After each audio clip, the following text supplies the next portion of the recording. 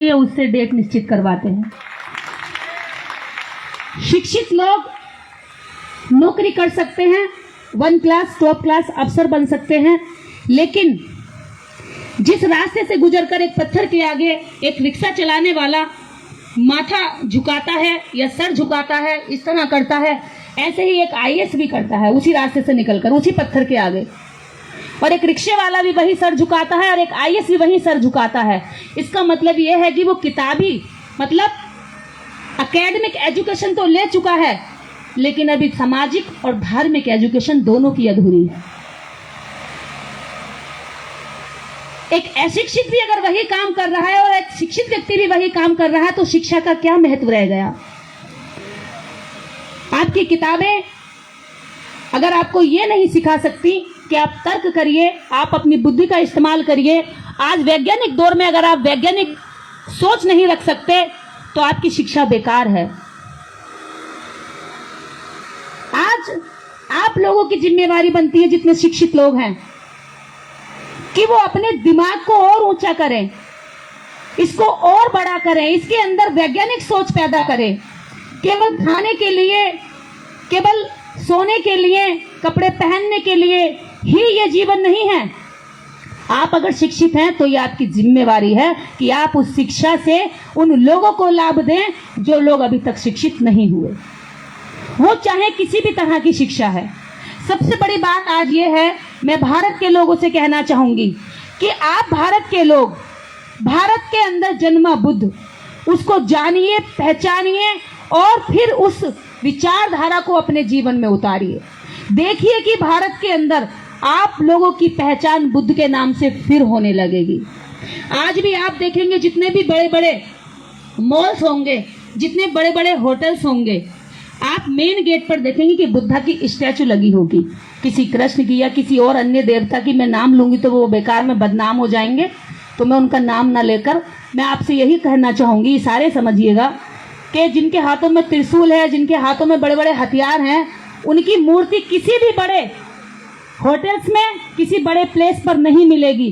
क्या मिलेगी? बुद्ध की मूर्ति मिलेगी, क्योंकि उन्हें पता है कि बिजनेस किससे बढ़ेगा, इंटरनेशनल पहचान किसकी है? बुद्ध की है। अगर एक भी विदेशी यहाँ आ गया तो आपके किसी भी 35 करोड़ को नहीं पहचानेगा, लेकिन बुद्ध को पहचानता होगा। भारत के अंदर मेडिटेशन, जितने मेडिटेशन सेंटर हैं उनमें विदेशियों की सबसे ज्यादा संख्या होती है और भारतीयों की संख्या बहुत कम होती है। क्यों? क्योंकि वो जानते हैं और वो यहाँ से आपकी विधि सीख कर जाते हैं और उसका लाभ लेते हैं। हम यहाँ रहकर भी ये बात वही हो गई कि हमारे घर में हमारा पिता, हमारे देश में ही ऐसी कहावतें की हो कि बगल में छिछोरा और बगल में छोरा, बगल में छोरा और शहर में ढिंडोरा, जैसे ये कहावतें चलती हैं कि बगल में छोरा और शहर में ढिंडोरा। ये कहावत उसी से निकली है कि बुद्ध हमारे भारत में, और हम मंदिरों में, मस्जिदों में, दरगाहों में जगह जगह ढूंढते फिर रहे कि कहीं जाकर शांति मिल जाए। शांति फिर भी नहीं मिलती, फिर रात को बेचैन सोता है व्यक्ति। पूरा दिन जोर लगाता है कि आज मैं चैन से सोऊंगा, लेकिन पूरा दिन उसी जोर में 50 झूठ बोल जाता है, 4 लोगों के दिल दुखा जाता है और आने वाली कई इच्छाएं जन्म ले जाती हैं उसके जन्म में। उसके मन को कभी शांति नहीं मिलती। यही कारण है कि हम बुद्ध को सही से नहीं जानते। आज बुद्ध पूर्णिमा पर हम लोग प्रण लेंगे कि हर हाथ में मोबाइल है। अगर आप किताबें नहीं खरीद सकते तो मोबाइलों में सर्च कीजिए बुद्धा को, बुद्धा के साहित्य को सर्च कीजिए, उसको पढ़िए, अपने बच्चों को पढ़ाइए। वीडियोस भी होती हैं आजकल, बहुत सारे अच्छे अच्छे लोग जो जागरूक हैं वो वीडियोस बनाकर भी डालते हैं ताकि लोग जागरूक हो सके। आज के समय में लोगों के हाथों में किताबें कम होती है, मोबाइल ज्यादा है, तो कोई दिक्कत नहीं है। बिजी शेड्यूल में भी आप मोबाइल में देख सकते हैं, सुन सकते हैं। बुद्धा को सर्च करिए, पढ़िए, समझिए, क्योंकि अगर आप नहीं समझेंगे, नहीं पढ़ेंगे तो इस जयंती मनाने का, यहाँ इकट्ठा होने का और मेरे यहाँ आने का मुझे नहीं लगता कि हमारा मकसद पूरा हो पाएगा। हम केवल तालियां बजाने के लिए और मुझे खुश करने के लिए आप कोई भी एक काम मत करिएगा। मेरी खुशी उस दिन होगी जिस दिन यहाँ सच में वैचारिक रूप से लोग चेंज हो चुके होंगे। आप एक पत्थर ले लीजिए, चाहे तो आप इसे सर में मारे या सर उठाकर पत्थर में मारे, टूटेगा क्या? क्या फूटेगा बताओ? क्या फूटेगा? सर फूटेगा ना। सदियों से सर फूटता आ रहा है, कुछ नहीं निकला उस पत्थर से, कुछ भी नहीं निकला। एक चीज निकली हो तो बता दो उस पत्थर से। और हर गली मोहल्ले चौराहे गांव पर रखे होंगे, लाखों लाखों रुपए उन पर लगे होंगे। स्कूलों की हालत खस्ता पड़ी है और पत्थरों के ऊपर बने हुए जो लगे हुए हैं उनमें संगमरमर बिछा हुआ है। कैसे देश तरक्की कर जाएगा? कैसे देश तरक्की कर जाएगा? आज तो यहाँ अपराध हो गया है सच बोलना भी। आप उनका खुलकर नाम नहीं बोल सकते, आपके खिलाफ एफआईआर हो जाएगी। क्यों? सत्ता हमेशा ऐसे लोगों का संरक्षण करती है, उन्हें सुरक्षा देती है, क्योंकि वो लोगों को गुलाम बनाकर रखते हैं। समझेगा कौन? देश का नागरिक समझेगा। आपको समझना पड़ेगा। सबसे बड़ी चीज है, अगर आज हम बुद्ध की जयंती हम मना रहे हैं और बुद्ध की पूर्णिमा पर हम लोग आज ये सारे लोग इकट्ठे हुए हैं, तो हमारे मन में सबसे बड़ी बात जो बुद्धा ने कही है, करुणा, दूसरे के प्रति दया, मैत्री, प्रेम, ये होना चाहिए। बगल वाले से अगर हम ईर्ष्या कर रहे हैं तो हम बुद्ध को कभी नहीं समझ सकते। सामने वाले की तरक्की में अगर हम हाथ नहीं बटा रहे हैं तो हम कभी बुद्ध को नहीं समझ सकते। दूसरे के दर्द को अगर हम यहाँ महसूस नहीं कर रहे हैं हम बुद्ध को नहीं समझ सकते। कहते रहे हम लोग नमो बुद्धाय का ट्रेनिंग लेंगे, ये सब कुछ, लेकिन उसका असर नहीं होगा, रिजल्ट नहीं आएंगे। उसके दर्द से मेरा दिल भी दुखना चाहिए। समझ लीजिएगा कि बुद्ध अंदर से उत्पन्न होने लगा। बुद्ध तो अंदर से आ रहा है। बुद्धत्व किसी दूसरे पर लागू करने की चीज नहीं है, खुद पर लागू करने की चीज है, खुद से फॉलो करने की चीज है। जब मानव सभ्यता, भारत या दुनिया, विश्व की मानव सभ्यता बस रही थी, प्रोग्रेस कर रही थी, आदिम समाज जब जन्म लेकर के तरक्की कर रहा था, ऐसे ही हम लोग एकदम सूट-बूट में पैदा नहीं हुए हैं। पिछले इतिहास को आप पढ़िए, आदिम समाज को पढ़िए, ऐसे नंगे घूमते थे, कपड़े का निर्माण नहीं हुआ था, कच्चा खाना खाते थे, आग का निर्माण नहीं हुआ था। लेकिन इंसान ने प्रोग्रेस की, ये समझा कि आग भी पैदा हो सकती है, और आग का निर्माण जब उसने किया तो उसने पत्थर से किया। तो शायद उसने पत्थर को किसी ना किसी रूप में अच्छा माना होगा, क्योंकि इस आग ने खाना पकाकर दिया, इस आग ने ठंड से बचाया। कपड़े तो होते नहीं थे कि गर्म कपड़े पहन लिए, तो उसने पत्थर को कहीं ना कहीं तवज्जो दी होगी। मेरा आज सबसे ज्यादा जोर पत्थर पर क्यों है? उस पत्थरों ने इंसानों को भी पत्थर बना दिया। उसकी तो प्रकृति है, वो पत्थर है, लेकिन हम इंसान पत्थर बन चुके हैं। अगर हमें अभी पूजा करने जाना होगा तो रास्ते में पड़े किसी भिखारी के लिए या किसी गरीब के लिए, किसी शिक्षा से वंचित बच्चे की किताबों के लिए हम पैसा नहीं देंगे, वहां जाकर के चढ़ावा चढ़ा देंगे। हम पत्थर होते जा रहे हैं। कोई रास्ते में बेसहारा पड़ा होगा तो भाग कर गाड़ी, पहले हम वहां पहुंचेंगे नहीं, पहले दर्शन कर ले। किसके दर्शन कर ले? हम घर से निकलते, दर्शन का मतलब होता है किसी चीज को समझना, किसी चीज को जानना, किसी चीज की बारीकियों को अच्छे से समझ जानकर उस पर आगे क्या अच्छाई है उसको अपने अंदर एक्सेप्ट करना। लेकिन हम दर्शन क्या करने जा रहे हैं? सिर्फ एक चीज रखी है, उसको दर्शन करने जा रहे हैं। उसके जैसे कितने पड़े आप चलिए, अभी यहाँ पहाड़ों का देश है, ये तो पहाड़ों का राज्य है आपका। हर एक पहाड़ पत्थर से तैयार हुआ है। कबीरदास ने उस जमाने में भी कह दिया कि पत्थर पूजे हरे मिले तो मैं पूजू पहाड़, और इससे भली तो चाकी है जिसे पीस खाए संसार। हम पढ़ लिख कर अगर नहीं समझ पाए हैं तो अब दोबारा से समझने की जरूरत है, फिर से समझिए। और मेरा विश्वास है कि आज इस बुद्ध जयंती पर आप लोग घर जाकर के ये जरूर सोचेंगे, समझेंगे और इस बात पर चिंतन मनन करेंगे कि हम कहाँ जा रहे हैं। सिर्फ स्कूली शिक्षा अपने बच्चों को मत दीजिए, आप सामाजिक ज्ञान भी अपने बच्चों को दीजिए। कोई अगर आपके बच्चों से धर्म पूछे, जाति पूछे, तो आपके बच्चे तुरंत जवाब दे कि मेरे सिर्फ एक ही जाति है, मेरे सिर्फ एक ही धर्म है, मेरा धर्म सिर्फ इंसानियत है और मेरी जाति सिर्फ मानवता है। जिस दिन आपके बच्चे ये सवाल, इस तरह कुतर्क सवालों के जवाब देने लग जाएंगे, समझिए कि आपने अपने बच्चों को अच्छी शिक्षा दे दी। और बुद्धा की शिक्षा यही कहती है कि आप जहां बैठे हैं वहां से आप सबके हित का काम कर सकते हैं, सोच सकते हैं। बुद्ध ने कहा धर्म ये नहीं है जो हम फॉलो करते हैं आजकल। धर्म वो है कि अगर मन में हमने ईर्ष्या पैदा की तो हमारा मन दुखेगा कि इससे बदला लूंगा। कोई कहकर चला गया तुझे तो मैं बता दूंगा, कुछ कह गया मतलब उल्टी बात, अब वो तो चला गया अपने काम में लग गया, भूल गया और हमने गांठ बांध ली। इसे तो मैं छोड़ूंगा नहीं, 7 जन्म तक नहीं भूलूंगा। मत भूल, 7 जन्म तक तड़पेगा, वो तो अपने काम पे लग गया जाकर। तुझे तो मैं जब तक छोड़ूंगा नहीं, जब तक तेरा कुछ बिगाड़ूंगा नहीं, जब तक मैं तुझे छोड़ूंगा नहीं। तो मत छोड़, वो तो अपना काम कर रहा, तू गांठ बांध करके सो रात भर, वो तो आराम से सो रहा, तू टेंशन ले, तड़पता रहे इस आग में कि मैं इससे बदला कब लूंगा। तड़पता रहे, भूनता रहे इस बात में कि उसने मुझे ये बात कह दी। वो कहकर चला गया, वो अपना काम कर रहा है, वो भूल भी गया, और हम गांठ बांधे बैठे हैं, इसको मैं छोड़ूंगा नहीं। बहुत बुरा लगा मुझे। ये गांठें खोलिए, मन को बड़ा करिए, क्षमादान। आप जब तक मन में गांठें बांधे रहेंगे दूसरों के प्रति, भाई के प्रति, भतीजे के प्रति, माँ के प्रति, पिता के प्रति, पड़ोसी के प्रति, रिश्तेदार के प्रति, तब तक भाईचारा, मैत्री नहीं स्थापित हो सकती। यह महिलाओं की संख्या अच्छी है, मैं महिलाओं से भी कहना चाहूंगी, अगर आप बुद्ध वाला समाज चाहती हैं, अगर आप बुद्ध की करुणा, मैत्री, भाईचारे वाला देश चाहती हैं, समाज चाहती हैं, घर परिवार चाहती हैं, तो आप जरूर इस परिस्थिति में परिवर्तन करेंगी। आप अपनी गोद में लेटे हुए बच्चे का सर सहलाते हुए क्या कभी सोचती हैं कि जो वर्तमान परिस्थितियां बनी हैं, आने वाला समाज कैसा होगा? आने वाली दुनिया केवल पत्थरों की होगी। मुझे नहीं पता बाकी देशों का, लेकिन ये देश भारत तो जरूर पत्थरों का होगा, पत्थरों का होगा। चारों ओर पत्थर हो चुके होंगे, इंसानों की भावनाएं भी मर चुकी होंगी, क्योंकि आज इंसान जिससे मांग रहा है उसको खुद वह बना रहा है।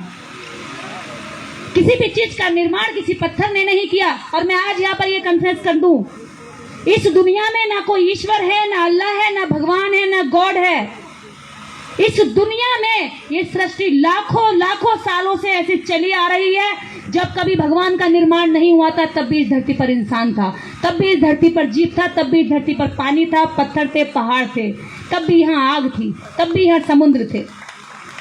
आज हम सब लोग ये प्रण लेंगे, जिस तरह नदियां जब वहां से चलती हैं तो कूड़ा कचरा किनारे करती चली जाती हैं और समुद्र में जाकर शुद्ध पानी डाल देती हैं, वैसे ही आज हम सब शुद्धिकरण करके केवल और केवल इंसान बनकर यहां से जाएंगे। हमारा यही प्रण होना चाहिए। मैं आज आप लोगों से और एक बात कहूंगी इन महिलाओं के लिए, कि महिलाओं को बराबरी का हक दीजिए। जब मैंने समानता की बात शुरू में छेड़ी थी, तो बुद्ध ने समानता का काम सबसे पहला यही किया था कि महिलाओं को उन्होंने भिक्षु संघ में, उस जमाने पर जब महिलाओं को पैर की जूती कहा जाता था, तब तथागत बुद्ध ने महिलाओं को अपने भिक्षु संघ में स्थान दिया था। भिक्षु संघ की पहली महिला भिक्षु उनके संघ की उनकी मौसी बनी थी, प्रजापति गौतमी, फिर उनकी पत्नी बनी थी, फिर उसके बाद तीसरी एक महिला बनी जिसका नाम था आम्रपाली, जो नगर बधू के नाम से प्रचलित थी। नगर बधू का मतलब होता था पूरे नगर की बधू, पूरे नगर के पुरुष उसका यूज उपभोग करते थे। और बुद्ध ने उसको अपने भिक्षु संघ में जगह दी।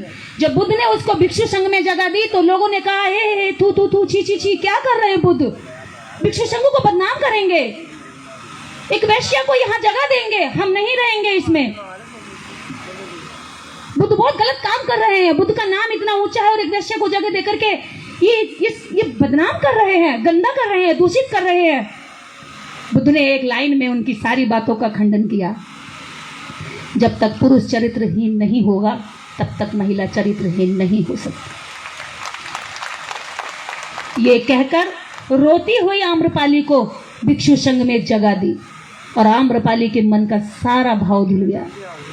जो अब तक उसने सहा था, जो देखा था, जो अनुभव किया था समाज का, वो इतना कड़वा था कि बुद्ध की एक लाइन ने उसके सारे जख्मों पर मरहम लगा दिया।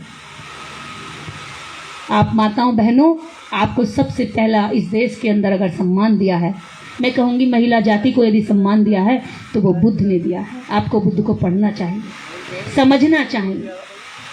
राजनीतिक क्षेत्र में यदि बात करें तो बिंबिसार से लेकर के बृहद्रथ, सम्राट अशोक, बड़े बड़े राजाओं ने भारत के अंदर राज किया है और बुद्ध की विचारधारा से राज किया है। सम्राट अशोक ने 22,000 बौद्ध स्तूपों का पूरे भारत के अंदर शिलालेख लिखवा करके निर्माण करवाया था, स्तंभ गड़वाए थे।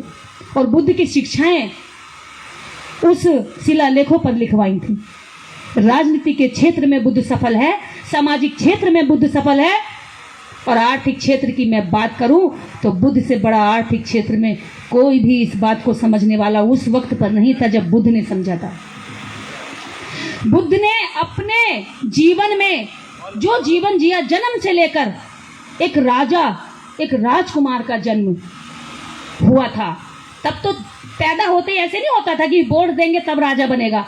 तब तो पैदा होते ही जैसे पैदा हुआ, ये हैं आपके होने वाले महाराजा, बस इस तरह से उस बच्चे का दिखा दिया और नामकरण भी वही रख दिया जाता था। जनता मान लेती थी कि ये हमारा राजा है और वो राजा बन जाता था। राजकुमार पहले होता था, राजा के मरने के तुरंत बाद गद्दी उस पर ट्रांसफर हो जाती थी। लेकिन लोकतंत्र भारत में ऐसा नहीं है। तो जब बुद्ध राजकुमार जन्म लिए तो बुद्ध ने इतने बड़े राजपाट को छोड़कर बुद्ध ने सबसे बड़ी संपत्ति क्या बताई? हमारा सुख। सुख कौन सा? मानसिक सुख, आंतरिक सुख, आंतरिक संपत्ति। जिसके पास आंतरिक संपत्ति होगी वह आर्थिक संपत्ति आसानी से इकट्ठी कर सकता है और सबसे बड़ी बात, उसको लंबे समय तक दूसरों के लिए इस्तेमाल कर सकता है। संपत्ति वो नहीं होती जिस पर हम कब्जा कर बैठे हैं, कुंडली मार कर बैठे हैं, बहुत सारी इकट्ठी हो गई, बहुत सारे प्लॉट कर लिए, 2 मकान यहाँ हो गए, 4 मकान वहाँ हो गए, वो संपत्ति नहीं है। संपत्ति वो है जब आप घर से निकलते हैं तो 10-5 लोग आपके सम्मान में सर झुकाते। आप निकल जाएं और आपके पीछे से वो आपको देखने के लिए, आपसे 2 शब्द बोलने के लिए तरसता रह जाए। आप उसके घर से भूखे चले जाएं और वो तड़पता रह जाए कि मैं खाना खा रहा हूं, और वो बिना खाना खाए चले जाए। मैं अच्छा खाना खा रहा हूं।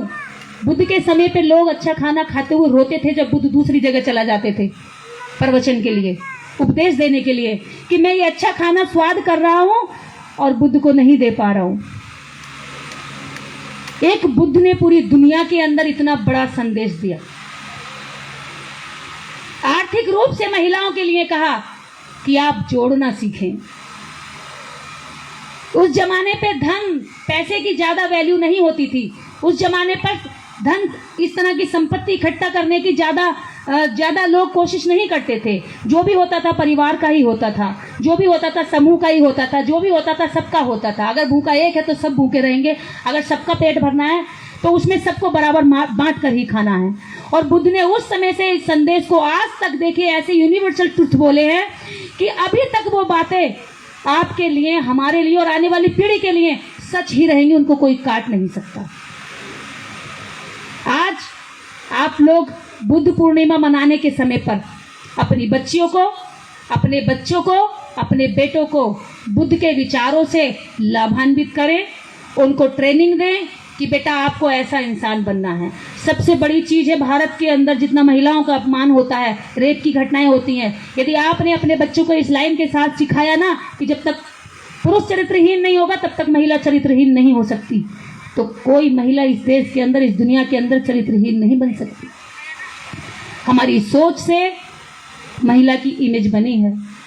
इस देश के अंदर मात्र सत्तात्मक हुआ करती थी, माताएं सत्ता संभालती थी, महिलाएं सत्ता संभालती थी। लेकिन जैसे जैसे समाज में संपत्ति को इकट्ठा करने की बात आती गई, पुरुष ने महिलाओं को नीचे दबाता गया, पुरुष के हाथों में संपत्ति आती गई। तब महिलाओं के नाम से वंश चलता था, अब पुरुषों के नाम से वंश चलता है। और पुरुषों के नाम से वंश ये सोचते हैं कि हम बहुत बड़ा वंश चला रहे हैं, हम सिर्फ अपनी नस्ल बचा रहे हैं, वंश नहीं चला रहे हैं। वंश तो एक ही चल रहा है आपका, इंसानियत का, आदिम का, इंसान का वही जन्म आपने लिया था और वही वंश चला आ रहा है। हम सब एक ही वंश के हैं, सब एक वंश के हैं, नस्ल के अलग अलग हो सकते हैं। ये हम नस्ल बचा रहे हैं अपनी। मेरे भाई का तो लड़का हो गया, मेरा हुआ ही नहीं, इसके लिए हम प्रताड़ित भी पत्नी को कर रहे हैं, महिला को दोष दे रहे हैं कि मेरा लड़का नहीं हो रहा है। तो नस्ल लड़के से नहीं चलता, वंश लड़के से नहीं चलता, लड़कियों से चलता है। लड़कियां दूसरे घर नहीं जाएंगी तो वंश नहीं चलेगा। महिलाओं को समानता दीजिए, तर्क की कसौटी पर खरा उतारिए, तभी उस बात को मानिए। किसी ने कह दिया कि आपके गिरह भारी है, आपके नक्षत्र हल्के हैं, तो उस बात को मत मानिए जब तक कि आपको ना लगे कि ये क्या है। अभी छोटी सी एक कहानी के माध्यम से अपनी बात खत्म करूंगी, शायद आपको तर्क पे कुछ समझ आ जाए। एक किसान ने खेत में, क्या बोलते हैं, बोरिंग बोलते हैं उसको, क्या बोलते हैं जिसमें पानी निकलता है, बोरिंग कराने के लिए एक पुरोहित को बुलाया कि बोरिंग कराना, जगह बताओ कहाँ पर अच्छा पानी निकलेगा, कम जगह खुदाई हो और अच्छा पानी निकले। तो उन्होंने पूरा चारों ओर घूमा, इधर उधर देखा, बोले बच्चा ये कोना ठीक है, आप यहाँ निकाल दो। उसने खुदाई करवा दी, पानी नहीं निकला। बोले ऐसा कल और खुदवाना, हो सकता है और नीचे हो। देखा तो मैंने ठीक से था, आपके नक्षत्र यही मजबूत हो रहे थे, यही निकलेगा। अब बोले ठीक है जी पुरोहित जी, अब चलो खाना खा लेना, दोपहर हो रही है, गर्मी हो रही है। तो बोले कि ठीक है। अब उसने क्या किया, चावल लिए और चावल के नीचे घी और बूरा दबा दी, ऊपर से चावल डाल दिए, मतलब 4 इंच का इतना ऊंचा ढेर लगाकर उसने नीचे दबा दिया। अब वो पुरोहित को घी मुंह लगा हुआ, बोले बच्चा घी ले आओ। बोले कि घी तो है इसमें, कि दिखाई तो नहीं दे रहा, घी तो दिखाई नहीं दे रहा। उसने उठाया लठ, बोले 4 इंच नीचे का घी दिखाई नहीं दे रहा और 50 फीट नीचे का तुझे पानी दिखाई दे गया, भाग यहाँ से, अपना कुआं मैं अपना खुद खोदूंगा। तो उनको कुछ दिखाई नहीं देता, आपकी मूर्खता पर उनका ज्ञान टिका हुआ है। तो ये बात आप समझिए, वो आपको इधर उधर अड़गम झड़गम बताते हैं। आज तक जितने शादियां कराते हैं ना पढ़े लिखों की, जरा मंत्र पूछ लेना उनसे कि भाई इस मंत्र का मतलब क्या है। वो उन मंत्रों में, संस्कृतों में आपको ही गाली देकर जाते हैं और आप कहते हैं स्वाहा, हो गया, आपको हमने गाली दी, बोलो बच्चा स्वाहा स्वाहा, हम बोल देते हैं, आपको पता ही नहीं होता है। जब उन्होंने आपको संस्कृत से छला तो आपको हिंदी नहीं आती थी, अब वो आपको हिंदी से छलते हैं, अब सॉरी आपको वो संस्कृत पढ़ाना चाहते हैं और वो इंग्लिश पर पहुंच गए। अब वो इंग्लिश से छलते हैं और आप संस्कृत को बढ़िया मानते हैं। वो आपको भाषाओं से छलते हैं, वो आपको शब्दों से छलते हैं, वो आपको मंत्रों से छलते हैं और उन्होंने इन्हीं मंत्रों के जाल में फंसा करके आज तक छला है। एक व्यक्ति मकान बना सकता है, ईंट खुद